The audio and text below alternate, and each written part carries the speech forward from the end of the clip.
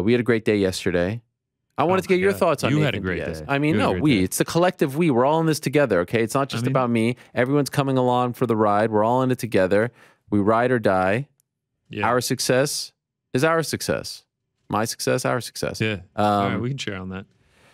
Nathan Diaz, your thoughts? Because I have to say, early on, I think a lot of people didn't think he would show up. He was a little bit late. He was a little bit late. But this is par for the course. Understood. Yeah, it's Nate Diaz. You have to understand. You know, some people were like, "Why didn't we just start at 4:30?" If we had said 4:30, he would have gotten there at 5. Yeah. You think I'm ordering the free Nate Diaz shirt right now as we speak. Yeah, that's what I was doing. Should I go? Do I go white font or red font? I think you have the tweet, right? Yeah, actually, yeah. Here we go. Let's see it. Yeah, if we can go to my screen real quick. Well, there it is. Show support, limited batch. But we have one where all that white font is red. I like the white.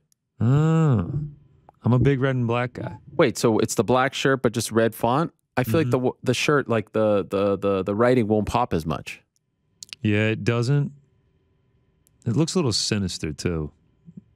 It's like that poster from last week with Ziev and RDA with the red and the black. This is great. By the way, shout out to the good people over at Represent. I mean, how quick? How quick? How quick is that? Can I tell you, I'm happy they didn't go with hashtag gang gang. I think that was a smart move. Yeah, I feel like that was I feel like that was kind of a joke at the beginning. Oh, you think? I don't know if he was joking. I do have a regret, though. I wish we would have gone with Nathan. Yeah. Yeah, I think so. But it makes it longer, so maybe this is better because it fits nicer on the T-shirt. Jed Mashu weighing in, saying, "Go Dogs, I have to go red and black." Too late. I'm hitting pay now right now. We're loading. All right. This is big. It's almost there. So he comes late, and then we start a little slow out the gate. I thought, but that's, again, if you watch the other two specials with him back in the day, 2016, 17, it gives, like usually you need a minute or two to get the engines revved up.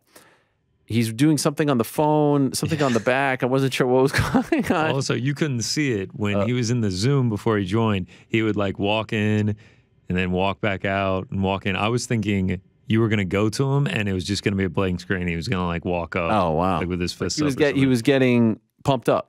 Yeah, it was like they spent all that time to like set everything up, and then he spent the first 10 minutes of the interview setting everything up. Kept moving the chair, getting comfortable, had to go to the bathroom. But honestly, before he went to the bathroom, there's a period there of like 15, 20 minutes where my kids play this game. I don't know, you've probably never seen, I don't know, some crazy app that they have where there's like, it's like a 3D image, and they have to move with their thumb to get all the dots to connect, and then it becomes an image. Like it doesn't look like anything, and then it becomes, it's like some stupid app, and then it becomes like a bird's face, like you can't tell at all, but it's all these dots. And that's what I was thinking in the moment. Like at the beginning, all the dots were everywhere, and then there's a moment there where I feel like the whole picture locks into something, and he just went on a very clear, concise, very easy to understand, I'm not even going to call it a rant, answer, but it was like a long thing where you knew exactly how he felt, you knew exactly where he stood, you knew exactly what he wanted, and that is to be let go. Yeah, he wants out. I mean, when he says the only two opponents that he's willing to fight are Israel Adesanya and Francis Ngannou, I feel like he's making it pretty clear. I kind of wish he had dove into the Hamzat thing a little more. Like he discussed how they wanted him to fight him. Like I wonder how close that really was. Well, he has said multiple times, and I feel rather confident that if this is in fact the end, if he does in fact tell them I'm out, I don't want your new deal, that they will give him Hamzat. To me, and I've said this before, if he would have resigned, he's probably getting Poirier. If he's on the outs, if it's the last fight on the deal, he's getting Hamzat. That's just, isn't that crazy? That's just the way, like that just shows you where they're coming from. It ain't in good faith. And it feels like, I know he was just like, oh yeah, he's just going to wrestle me and yada, yada. It feels like the way he was talking about it, how he was just like, all right, let's just do it. Let's just get this over with so I can be done with it. It feels like he knows how that would go. Well, honestly, I think he has confidence. I think I might have alluded to this after the Gilbert fight. I think he has confidence after seeing that fight. Okay. Rightly or wrongly. I think he has confidence. The guy, I mean, he's never short of confidence. And honestly, when you hear him talk, I know people could, like, you could poke holes in a lot of things that a lot of people say. He speaks with such conviction and such confidence that you're like, yeah, he is the ultimate fighter. He is the best fighter there is ever. He can be the best boxer. I believe all of this. It's just such a fun experience speaking to him and trying to go along for the ride. I was going to say, it's like you're on a roller coaster. Yes. Like every which way, the blunt, the crew, everyone joining in, the dog comes, the family picture, talking about the swimming pool. Yeah, I mean, it was... The funny thing about the picture was I was like, you know that you're going to get a screen grab. And now I'm actually so happy that that happened. It was such a great, memorable, iconic moment. Yeah, we got again, it right just here. shows the way his mind works. Like, that's freaking amazing. First of all, look at his pose. Look at the freaking dog, Machiavelli, legend. I was going to say, Machiavelli is the focal point, and then Diaz doing the Diaz pose right behind him is so fantastic. And I think we squeezed everyone in. We got Maximov there, Chris Avila's there, Nick McD on the right has been there since the beginning. That guy Luciano on the far left was there at our meetup back in the day. Elijah with the sunglasses was at our meetup as well. He's the brains behind his whole like social media. When he did it, I was like, oh, this doesn't make any sense. And now I totally see what he was trying to do, and I'm so happy that he did it. I'm so happy that he did it. There. The whole thing. No Context Helwani, great edit of it. Yes. Wish we could have played it. Copyright, infringement, couldn't play it. Great video though. Go check it out. I'm really curious to see how the UFC responds. By the way, you never know how people are going to react to an interview like this, and you know how YouTube is. Then I went on YouTube last night, just a brief look. It was like, I don't know if you went 99.9% positive. Yeah, a lot of positive ones. Just supporting him. Yeah, about the interview, about what Nate had to say, how open he was. I think people very much enjoyed it. Man. It was like, I was trying to compare it to my friends that aren't really into MMA. I was like, it was like almost like if like Antonio Brown was like super beloved, and like when all that crazy stuff was going on, he joined like Good Morning Football or something for an hour long interview. Wow, we're the Good Morning Football of MMA. That's such a nice thing to say. I mean, great show. I love Good Morning Football. It is a great show. I feel like, aren't they going through a bit of a transition period now? They've lost Kay Adams. Where'd she go, by the way? I want to say some pop culture thing, because she always did like People Magazine. Right. Yeah, it is a great show. I didn't think we'd be talking about this today on the show. No, this is the way it goes. I'm a big fan of former receiver.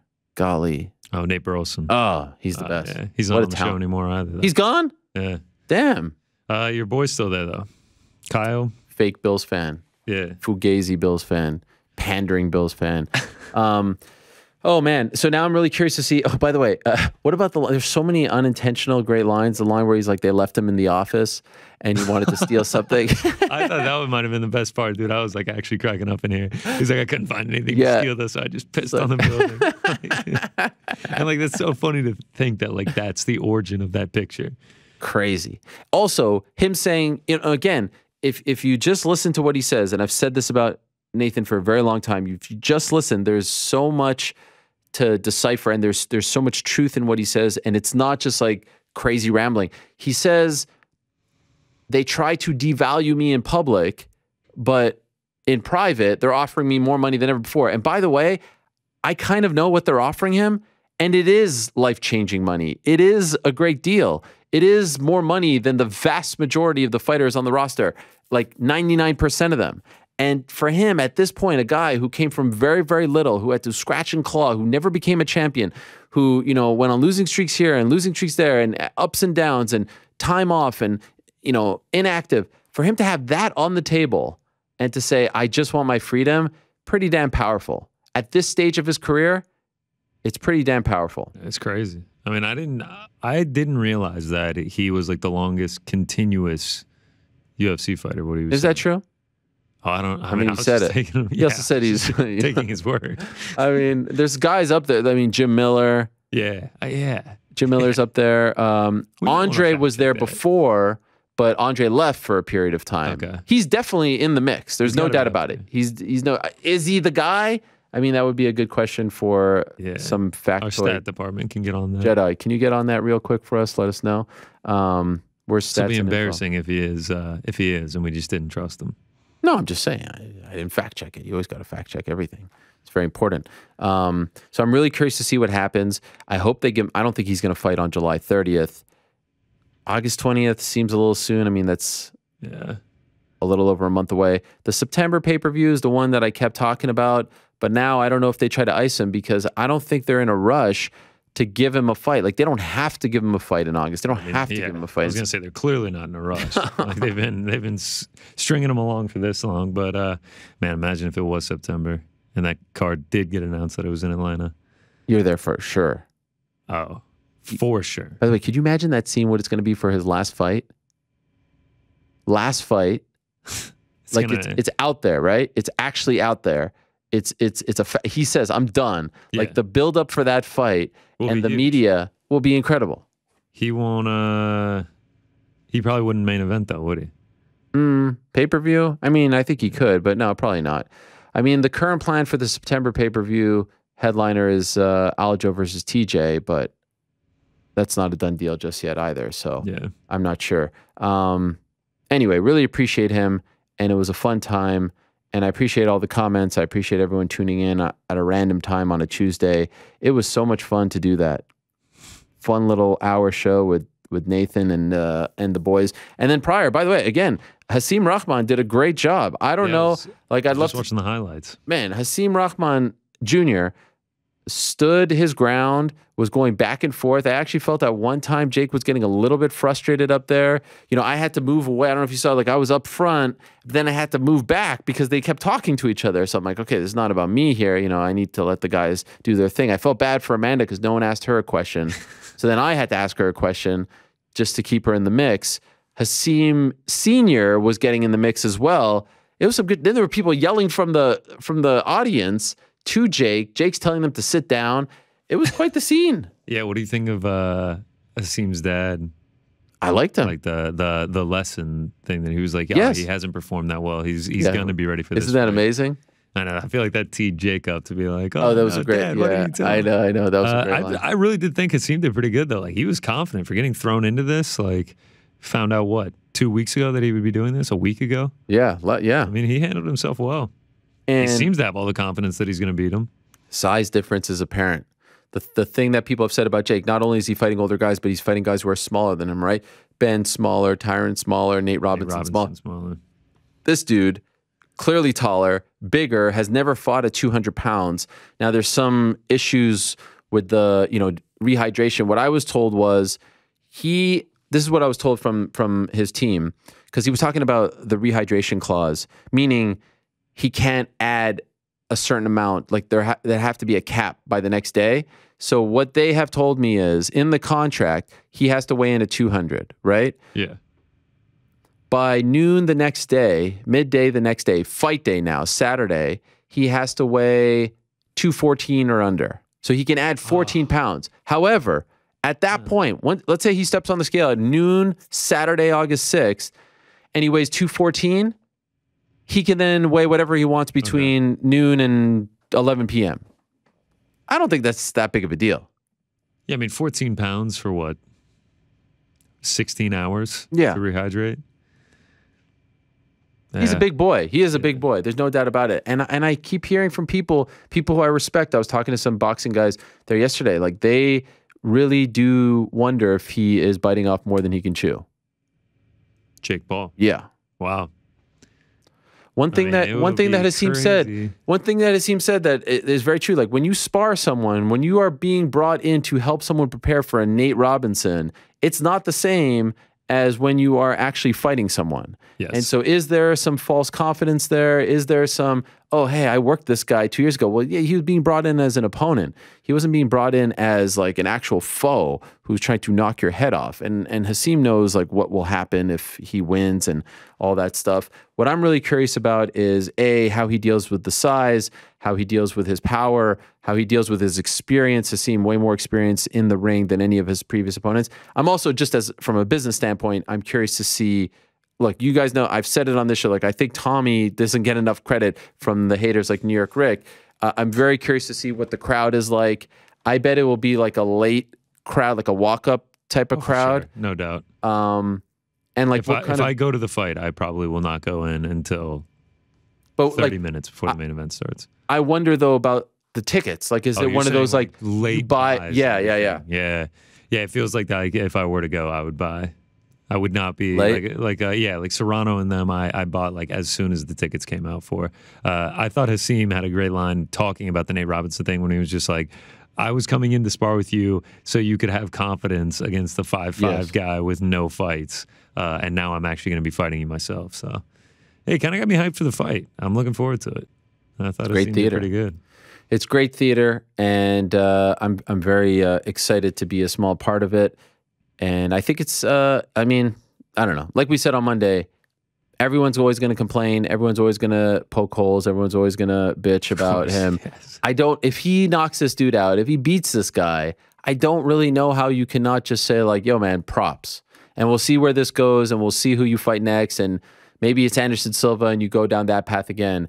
But I just, this guy's a legit boxer. I don't know how. Like, I even it's. We don't need to rehash all of this, but I'm really looking forward. What do you think happens if Jake Paul gets starched? Like if he gets knocked out? Like what does that do for his career?